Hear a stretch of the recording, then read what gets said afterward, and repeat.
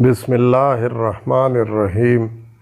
سلطان محمود غزنوی کے عدل و انصاف کے بہت سے واقعات مشہور ہے، جن میں سب سے زیادہ مشہور اور اہم واقعہ یوں بیان کیا جاتا ہے کہ ایک روز ایک شخص محمود غزنوی کے دربار میں انصاف حاصل کرنے کے لیے حاضر ہوا۔ جب محمود اس کی طرف متوجہ ہوا تو اس شخص نے عرض کیا، میری شکایت ایسی نہیں ہے کہ میں سر دربار سب لوگوں کے سامنے بیان کروں۔ محمود فوراً اٹھا اور اسے اکیلے میں لے جا کر اس کا حال پوچھا۔ اس شخص نے کہا، آپ کے بانجے نے ایک عرصے سے یہ روش اختیار کر رکھی ہے کہ وہ ہر رات کو مسلح ہو کر میرے گھر پر آتا ہے اور اندر داخل ہو کر مجھے مار مار کر باہر نکال لیتا ہے اور پھر خود ساری رات میری بیوی کے ساتھ ہم بستری کرتا ہے۔ میں نے ہر امیر کو اپنا حال سنایا، لیکن کسی کو میری حالت پر رحم نہ آیا اور کسی کو اتنی جرأت نہ ہوئی کہ وہ آپ سے یہ بات بیان کرتا۔ جب میں ان امراء سے مایوس ہو گیا تو میں نے آپ کے دربار میں آنا شروع کر دیا اور اس موقع کی انتظار میں رہا کہ آپ سے اپنا حال بیان کر سکوں۔ اتفاق سے ابھی آپ میری طرف متوجہ ہوئے ہیں تو میں نے آپ سے اپنی روداد بیان کر دی ہے۔ اللہ تعالیٰ نے آپ کو ملک کا حاکم اعلیٰ بنایا ہے، اس لیے رعایا اور کمزور بندوں کی نگہداشت آپ کا فرض ہے۔ اگر آپ مجھ پر رحم فرما کر میرے معاملے میں انصاف کریں گے تو زہ نصیب، ورنہ میں اس معاملے کو خدا کے سپرد کروں گا اور اس کے منصفانہ فیصلے کا انتظار کروں گا۔ محمود پر ان واقعات کا بہت اثر ہوا اور وہ یہ سب سن کر رونے لگا اور اس شخص سے یوں مخاطب ہوا، اے مظلوم، تو اس سے پہلے میرے پاس کیوں نہیں آیا اور اتنے دنوں تک یہ ظلم کیوں برداشت کرتا رہا؟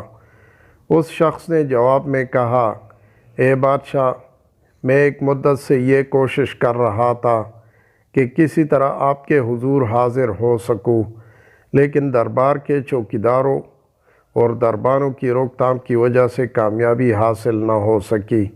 یہ خدا ہی بہتر طور پر جانتا ہے کہ آج میں کس تدبیر اور بہانے سے یہاں تک پہنچا ہوں اور کس طرح ان چوکیداروں کی نظر بچا کر آپ کے حضور میں حاضر ہوا ہوں۔ ہم جیسے فقیروں اور غریبوں کی قسمت کہاں ہے کہ وہ بغیر کسی ہچکچاہٹ کے سلطانی دربار میں چلے آئے اور بادشاہ سے بالمشافہ اپنی اپنی روداد غم بیان کرے۔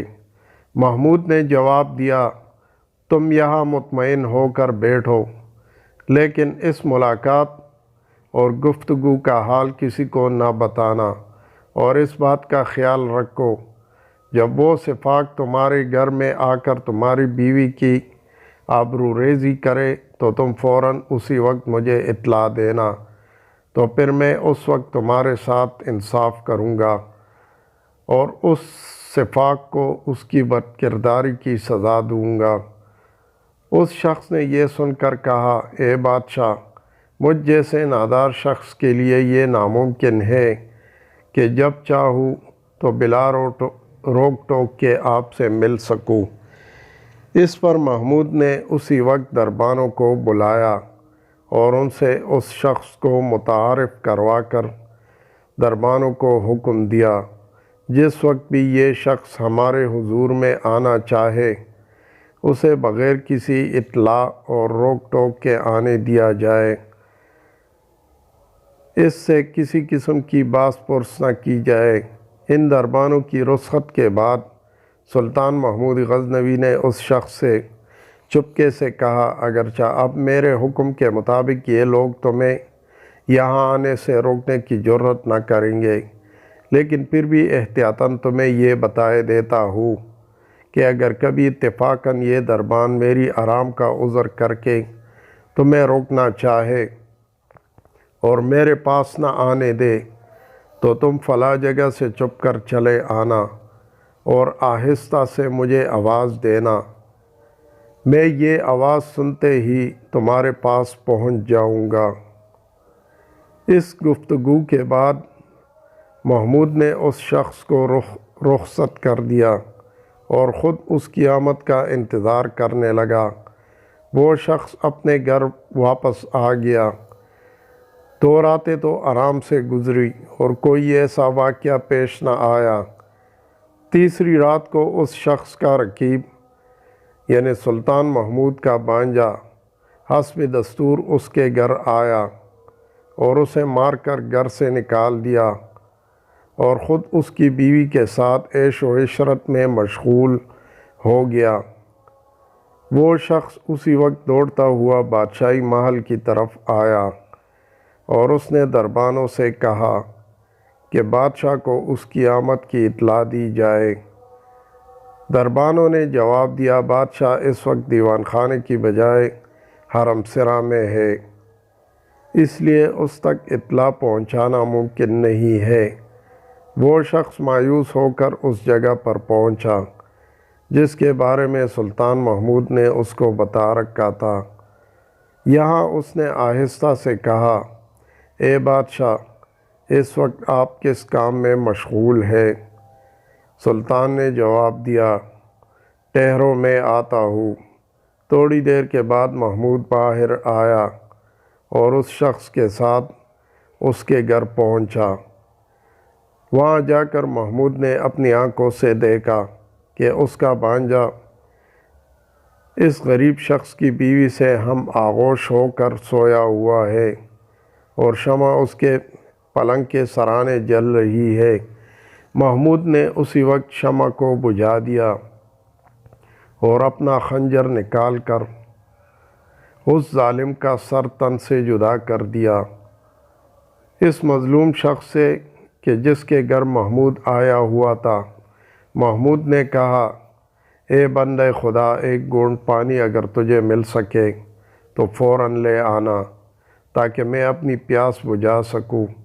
اس شخص نے فوراً پیالے میں پانی لا کر سلطان کی خدمت میں پیش کیا۔ محمود نے پانی پیا اور اپنی جگہ سے اٹھا اور اس نادار سے یوں مخاطب ہوا، اے شخص، اب تو اطمینان کے ساتھ آرام کر، میں جاتا ہوں، اور رخصت ہونے لگا۔ لیکن اس شخص نے بادشاہ کا دامن پکڑا اور کہا، اے بادشاہ، تجھے اس خدا کی قسم ہے کہ جس نے تجھے اس عظیم الشان مرتبے پر سرفراز کیا ہے، تو مجھے یہ بتا، شمع گل کرنے اور اس صفاق کا سر تن سے جدا کرنے کے فوراً بعد پانی مانگنے اور پینے کی وجہ کیا ہے، اور تو نے کس طرح اس قصے کو ختم کیا؟ سلطان نے جواب دیا، اے شخص، میں نے تجھے ظالم سے نجات دلا دی ہے اور اس ظالم کا سر اپنے ساتھ لیے جا رہا ہوں۔ شمع کو میں نے اس لیے بجھایا تھا کہ کہیں اس کی روشنی میں مجھے اپنے بانجے کا چہرہ نظر نہ آ جائے اور اس پر رحم کھا کر انصاف سے باز نہ رہ سکوں۔ پانی مانگ کر پینے کی وجہ یہ تھی کہ جب تم نے مجھ سے اپنی روداد غم بیان کی تھی تو میں نے عہد کیا تھا، جب تک تمہارے ساتھ پورا انصاف نہ ہوگا تب تک میں نہ کھانا کھاؤں گا اور نہ پانی پیوں گا۔